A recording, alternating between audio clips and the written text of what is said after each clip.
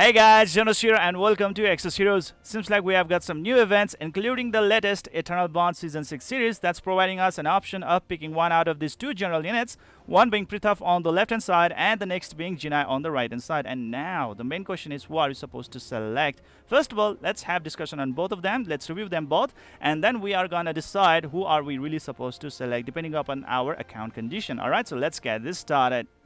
So first of all, let's start our discussion from the Jinai herself. I would say Jinai has a lot more advantage compared to Prithiof. Why? Because her signature force is really advanced, whereas the Prithiof, he doesn't have his own signature force yet so far. Alright, so there is the disadvantage with Prithiof, and there are so many few hero units under his banner. If somehow Prithiof managed to get his signature force some way, then there are very few units that will be able to enjoy his signature force, whereas when we are discussing about Jinai, there are so many hero units under her banner that will be able to enjoy the nature element signature force out there, being able to improve their stats thanks to the signature force stat boost, and so on and on. And there are so many amazing hero units, like let's say Fate Core Deva right over here. We have got Fate Core Adams, that is really good in providing single target nuking damages, and we have got Fate Core Shell as well, which is one of the best utility support unit out there, and so on and on. Okay, and Fate Core Jinai herself is an amazing hero unit out there in the game as well. So if you manage to improve the signature force of this Exos Republic under the generalship of Jinai, then definitely it's going to provide you guys a lot more advantage, because you will be able to have a lot more freedom in designing your team around these hero units that are available right over here, because there are so many hero units out there that's going to be able to enjoy the signature force of Exos Republic, whereas the Pedas right over here, guys, they don't even have the signature force first of all, and they don't even have the Fate Core hero units out there. There's no Fate Core Prithiof, there's no Fate Core Dana, there's no Fate Core Lang, and so on and on. Okay, so definitely Prithiof has a lot of disadvantage out here. So as a beginner, as a starter, definitely it's quite recommended for you guys to go with the Jinai, the hot waifu. Come on, you gotta get her, especially if you don't have her. Come on, right? So there we go, guys. The life is for the waifu out there. So now let's start talking about the unit, like how good they really are in the battlefield themselves. Well, when we are talking about the general units, yes, both of the Prithiof and the Jinai are general units. They are mainly needed for the signature force advancement. Signature force is pretty much like well force in this game. The more advanced your signature force really is, the more powerful your damage are gonna become, the more attack speed boost that you are gonna get for your units in the battlefield, and so on and on. There are various sorts of bonus features that you will be able to enjoy in the battlefield that will allow you to dominate your opponents, whether it be the Zennosh battles or whether it be the story PvE contents. So there we go, guys, ladies and gentlemen. So first of all, let's start with the Jinai, the former leader of Shirosaku. Okay, this woman out here, guys, she provides the +1 mana permanently for the back row allies. That can be quite helpful for the Zennosh battles, because in Zennosh battles, the attack type hero units are pretty much confined on the back row. Alright, and being able to boost your DPS power is quite impressive, or it's kind of really helpful in order to dominate your opponents in the Zennosh battle. So yeah, that's pretty good, isn't it? Right?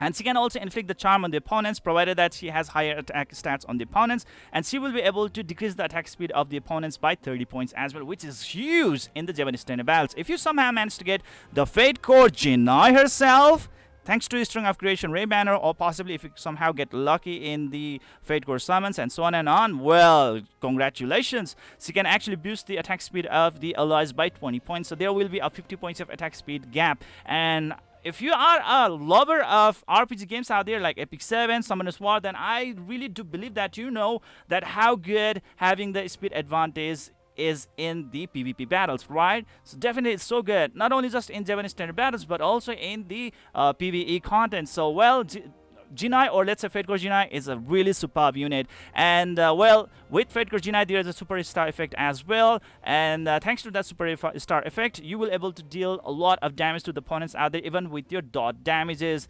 For the normal unit, Jinai is not really preferred in the Zennosh battles, because your dot damage, like this overtime damages, will be totally easily countered by the first guardian units. But when you have Fate Core Jinai, things will be solved, okay? Because the dot damage is going to hurt real bad, okay? Thanks to the superstar effect. And you have got those attention mark with the Fate Core Jinai and so on and on. So Fate Core Jinai is totally a hot babe in this game, and definitely it's very recommended for you guys to get her. And especially if you manage to unlock her signature force, then definitely there are so many units under her banner that will be able to enjoy those signature force boost in damage output as well as the stat boost. So there we go, guys. When we are talking about the Prithiof himself, well, he doesn't have his signature force so far, and he is a defensive type unit. And best thing about him is that, like, first of all, guys, unlike the other thirst using units, like let's say Shufragan, he's not only going to stun for 5 turns only, he's going to stun for up to 12 turns, 5 to 12 turns. There's the RNG effect out here.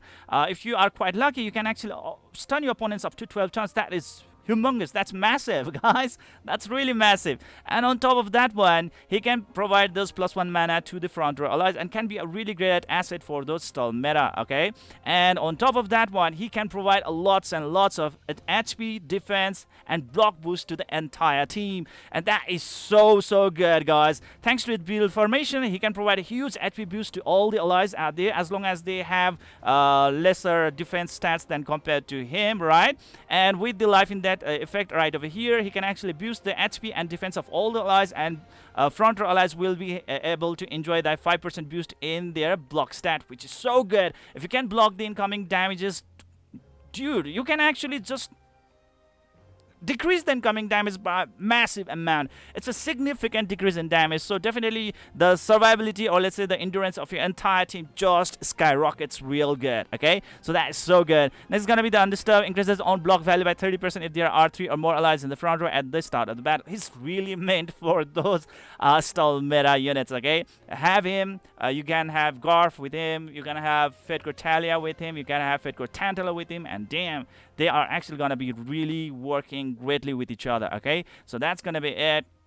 This guy is definitely awesome when it comes to providing a lot of huge sustenance to your team. It's just too sad that he doesn't have his Fate Core so far. That is a big problem out there. So definitely he's not going to be able to enjoy the core memory effects that could actually improve his stats by up to 30%, attack, defense, HP, and combat power. That's really great, isn't it, right? And he doesn't even have signature force yet so far, and yet it has yet to be decided, I believe, on how he's going to be able to enjoy the signature force, because it feels like I'm like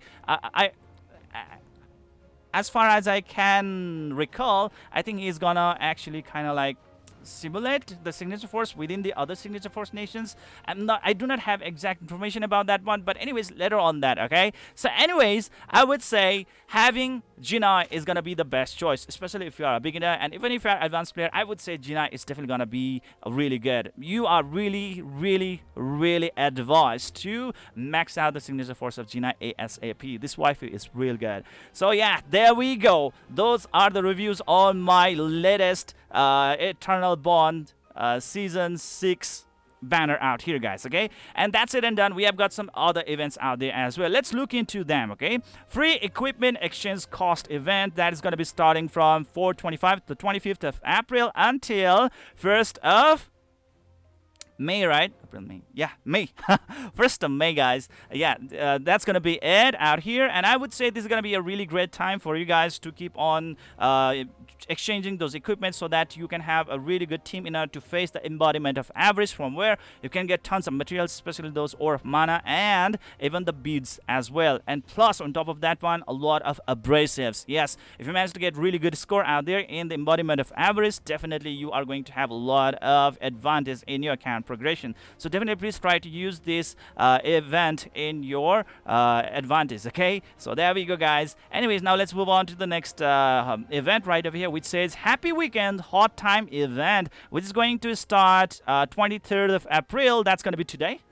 Later this evening, I guess, 8 p.m. until 25th of April. So we have got 2 days, and in those 2 days, what's going to happen is that the drops from Experience Sanctum, Spirit Sanctum, Blessing Sanctum, Ancient Gold Mine, basically from the challenge section, right, will be doubled, I guess. Yes, 100% increase, guys. So definitely please try to take the advantage of it, especially if you are a beginner, because Resource grinding is very restricted and limited in this game. That is a huge bottleneck in this game, and that is the reason why even if you are a whale, you are definitely going to have a really great hard time in having a really good team out there, because you have to keep on paying a lot of cash in order to really have that good head start right away. You really have to take your time in order to build your characters in this game, and being able to get the double drops out there from the challenge section like Experience Sanctum, Spirit Sanctum, Blessing Sanctum, Ancient Gold Mine, Solar Trade Route.